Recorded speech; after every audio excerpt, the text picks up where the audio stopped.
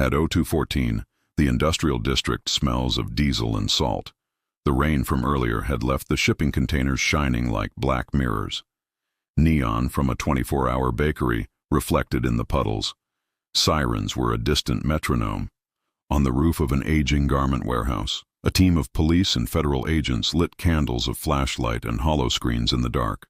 Farther out, on a quieter rooftop with a better sightline, Chief Petty Officer Elias Cade Calder set his pack down and opened the case on his rifle.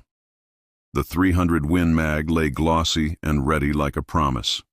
In the scope, a broken skeletal outline of the building where it happened, a converted tech lab with office glass missing from one wing and improvised barricades on the mezzanine. He scrolled through the intel on his tablet. Hostage, one male, Marcus Hale, former investigator who had been following an illicit trafficking ring. Secondary hostage, Alma Rivera, Marcus's colleague and a translator who had been following leads with him. Captor, Dominic Voss, ex-contractor with militia ties, unstable after a dishonor and personal ruin. Situation, Voss barricaded inside third-level mezzanine, woman within arm's reach, man pinned under a desk. Bargaining chip. Authorities could not approach without risk to both hostages. Cade exhaled and remembered the last time his hands had steadied for someone else. A boy in Kandahar whose name never left the sand. Range? He asked into the comm. 897 yards, replied Mara, his spotter, her breath a whisper on the radio. Wind 2 o'clock, 10 miles per hour. Heat shimmer from street lamps only minimally active. Glass scatter high, lots of reflective panels. Cade closed his eyes for a second. The city exhaled. He opened them again and found the hostage, a slouched shape under fluorescent tubes, hands tied at the seams of a cheap shirt. Alma sitting on a crate with a phone pressed to her ear, eyes wide as if keeping a secret between herself and the ceiling. Voss paced like a caged animal, a blade in one fist and a cheap pistol tucked into his waistband. Command, Cade said. I'll need a clean window to take the shot. If not, I move in with the team. No rooftop access for entry teams, the supervisor warned. Too much glass, too many unknowns. You're the only option we have. Cade's jaw set. Copy. Cade did not think of himself as a hero. On the contrary, he catalogued acts to avoid being called one. Still, the ritual of preparation soothed him. Bore scope freshly cleaned, zeroed days before. Ballistic card printed and circled. Weight of the round memorized down to the micrograin. He lived for the math of wind and gravity, an arithmetic of mercy.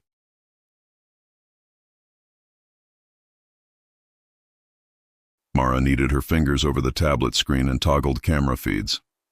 We've got a partial window from the drone camera at roof level and a thermal feed showing 3 bodies clustered in the mezzanine, she said. Voss is pacing, heart rate elevated. Is the woman visible in the thermal? Cade asked. Affirmative, sitting. Her signature small, near the north crate.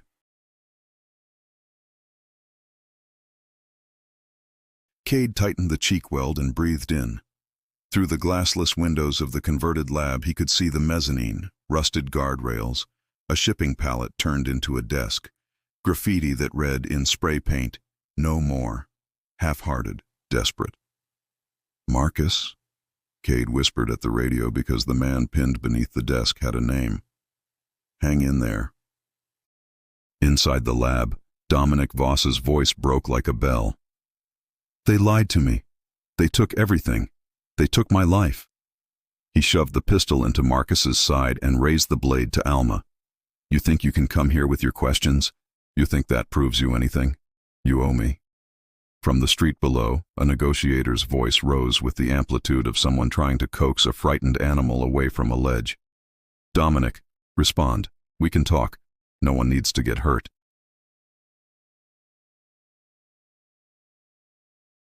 Dominic laughed until the laugh was a cough. You don't understand. No more lies. No more. He pressed the blade to Alma's throat. Alma trembled as if the knife's temperature could pass through her skin and heat her bones. Cade watched through the glass where the man and woman could not see him. The silhouette flattened into black lines and bright pinpoints where metal caught the light. He read the gap between the blade and the throat and performed a calculation. 100 small calibrations inside a second. How the glass could splinter, how the bullet could track, how judgment would ripple from his finger to the world at large. "You can't wait for a perfect shot," Mara said quietly. "You know that." "I wait until the shot is right," Cade replied. "Otherwise, I'm just throwing lead." They could not storm the mezzanine without risking both hostages. Entry teams would funnel through the stairwell and be visible to Voss's improvised perches. A wrong move meant the knife to Alma or the pistol to Marcus. Cade and Mara built a plan like a scaffolding around that reality. Option A. A surgical disable. Take the knife hand at the wrist with a single, precisely placed round that severs the attacker's grip but avoids overpenetration and blast to the hostage. Option B. A distraction. Drone smoke and flash to force Voss to move and create a clear shot, risky because inhale and chaos could kill. Option C. Movement with entry teams at the precise micro gap in Voss's pattern. 90 seconds of coordinated aggression that might overwhelm him, but if he panicked, the hostage would pay. Cade chose option A with contingency B. He would take the wrist as the anchor and have a suppressed breacher team ready to surge the moment pressure fell from the blade. Mara set the timer. "Remember the choke points," she said. "Reflections are your enemy." He nodded.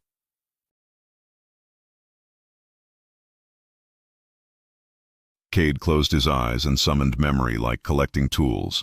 A plywood shack in Coronado where he slept after a night of storms. A boy in a hillside market with a grin and a rusted toy truck. A mortar blast that had taken Cole and the wrong boy. The small, unbearable moment when the air filled with nothing but regret. He let the memory pass through him and made space for the job. "Wind holding steady," Mara reported. 2/10 mil correction to the left. He dialed. The scope sent the world into a tight tunnel of intention. He could see the vein running across Voss's forearm, the callus on his thumb, the scar angling near his wrist. He found a gap in the chaos, the moment when Voss would bring the blade close enough and present the angle he needed. "Ready," Cade said. "Ready," Mara echoed.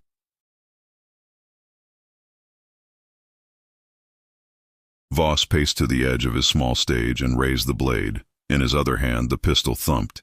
He dragged Alma toward the shattered window and leaned as if to look at the city beyond. Marcus cried out brokenly from under the desk. On Cade's rooftop, the rifle hummed. Cade felt the pulse in his left wrist sync with his heartbeat. He exhaled, slowed the breath until it matched the sea of rain-slicked water in his veins, and put the crosshair over a knuckle. For the sniper, the world compressed to a single measure, the distance from his eye to the target and the corrections that filled the space between. He touched the trigger like someone easing a door closed. The round left with a whisper and a small thunder. Glass in the mezzanine fractured outward. The bullet singed a knuckle and collapsed Voss's hand like a puppet with its strings cut.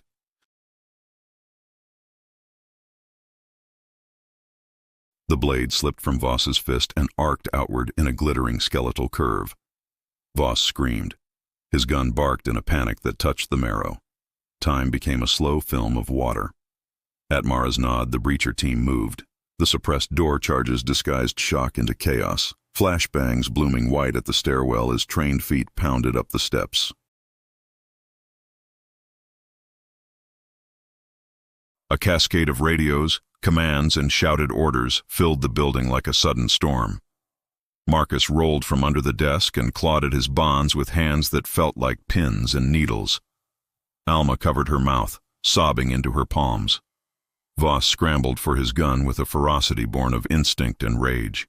He slashed at the first agent who reached him, hands a red blur. A taser touched his leg. He fell.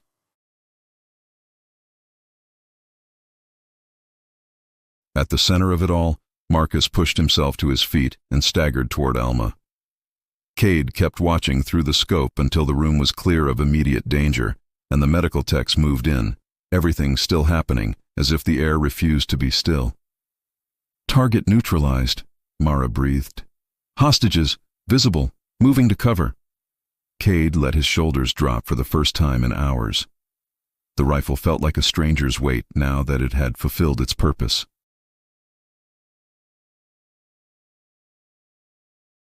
They brought Marcus and Alma out in blankets and black tarps, careful to obscure the images from the street-level cameras. Marcus's face was pale, but his jaw had a stubborn set. Alma's eyes were rimmed red, raw from tears. The medics tended to shallow cuts and broken nerves.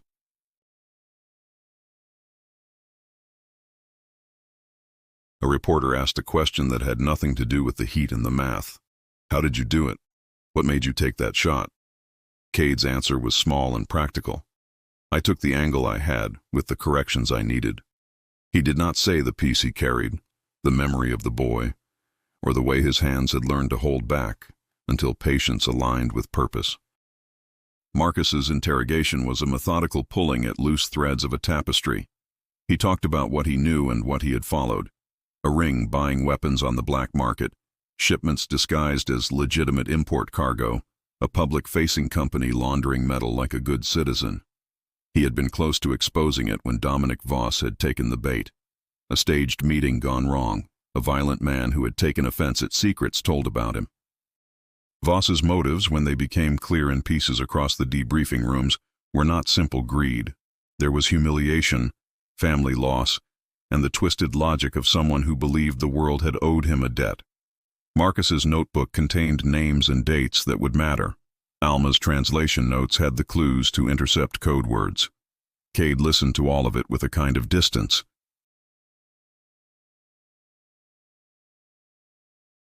In the background, Mara tapped reports into the tablet. Charges would stick. Evidence would be gathered. The ring could be dismantled. The math had worked.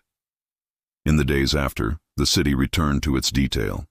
Bakery lights, morning runners, the click of trains.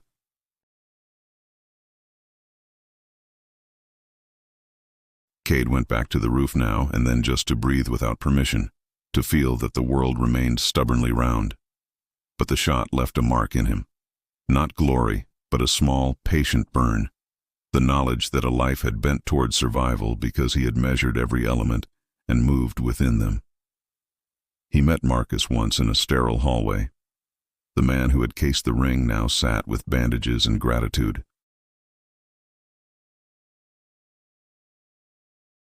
"You saved me," Marcus said, voice low. "You saved her." "We saved each other," Cade replied.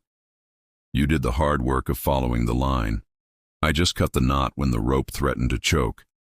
Alma pressed a translator's folded note into Mara's hand.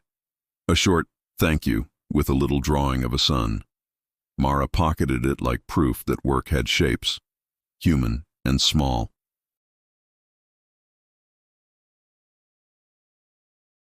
At night, Cade kept the small things. A receipt for a coffee from a rooftop kiosk the morning after. A photograph Marcus had taken once of a child with a toy boat. He did not talk about the boy in Kandahar. He did not measure the shot by medals. The calculation stayed with him like a practice. Measure, aim, wait, breathe, release. After that, life is for stitches and slow repair.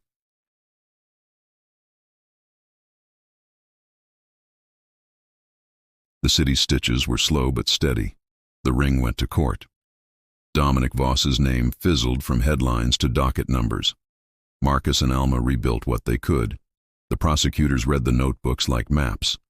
Cade found himself back on a rooftop one evening 8 months later, wind gentler.